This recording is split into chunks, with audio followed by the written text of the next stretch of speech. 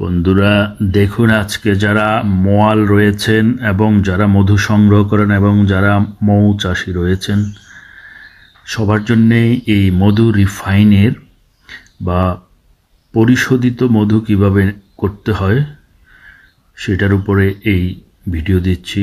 আপনারা মনোযোগ দিয়ে পুরো ভিডিওটা শুনবেন, না হলে বুঝতে পারবেন না কিভাবে রিফাইন সুন্দরভাবে করতে হয়। একটা স্টেপ যদি আপনি ভুল করে ফেলেন, আপনার ইফেক্টটা এটার আঘাতটা আপনার মধুর উপরে চলে আসবে। আপনার মধু ভিন্ন কালার ধারণ করতে পারে, আপনার মধুতে কোনো স্মাইল চলে আসতে পারে। অতএব আপনারা ভিডিওটা সুন্দর করে দেখবেন, প্রথম থেকে শেষ পর্যন্ত মনোযোগের সহিত দেখবেন। আমি প্রথমে চেয়েছিলাম যে একবারে প্রথম থেকে কিভাবে সংগ্রহ করা থেকে সব ভিডিও লম্বা হয়ে যাবে, ওই জন্য সব দিইনি।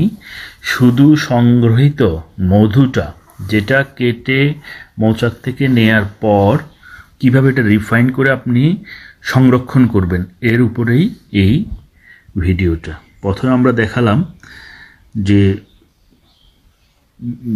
ক্লিয়ার এটা, এই যে দেখুন এখানে যে পাতিলটা নেওয়া হয়েছে, এই পাতিলের মধ্যে পানি দিয়ে একটু হিট করা হচ্ছে। পানি দিয়ে গরম করার পরে আমরা ওভেনের যে বল ছিল ওই বলটা এখানে বোলটাকে বসিয়ে দিলাম, এই পাতিলের মুখে ওইটা আটকাই গেল।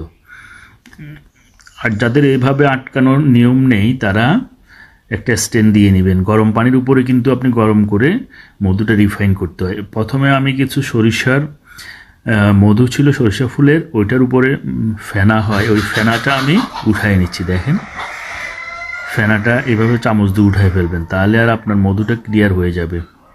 চামচটা আপনি এমনভাবে ধরতে হবে যেন ফেনাটাই উঠে, মধুটা যেন না উঠে আসে। আপনি আস্তে আস্তে এখানে আমি প্রথম যে সরিষা ফুল থেকে সংগ্রহ করা মধুগুলো দিয়েছি ওই মধুর ফেনাটা নিয়ে নিচ্ছি। কারণ সরিষা ফুলে আপনারা যারা মৌ চাষে জড়িত বুঝতে পারেন যে সরিষা ফুলের মধুটা সুন্দর কালার হয়, কিন্তু এখানে ফেনাটা উঠে এই মধুতে। এখন রিফাইন করার জন্যে প্রথমে দেওয়ার পর যে ফেনা হলো ওই ফেনাগুলো চামচ দিয়ে আলতো করে আপনি উঠিয়ে নেবেন। এরপর যেটা থাকবে ওটা ক্লিয়ার মধু হয়ে যাবে। আর এরপর আপনি একটু 15 থেকে 20 মিনিট গরম করার পরে, মনে রাখবেন এটা কিন্তু মধুটা রান্না করা না, গরম করা। গরম করার সিস্টেমটা হলো গরম পানির উপরে রেখে গরম করা, ঠিক আছে?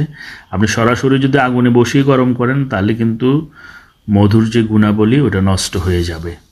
আপনি আর ওই মধু অনেকদিন সংরক্ষণও করতে পারবেন না। আর সংরক্ষণের ক্ষেত্রে আপনারা অবশ্যই কাঁচের বোতল ব্যবহার করবেন। কাঁচের বা চীনামাটির যে বয়াম আছে ওই বয়ামও আপনি ব্যবহার করতে পারেন, কিন্তু প্লাস্টিকে রাখা যায়। প্লাস্টিকে দীর্ঘদিন সংরক্ষণ করলে মধুর গুণাগুণ একটু পরিবর্তিত হয়ে যায়।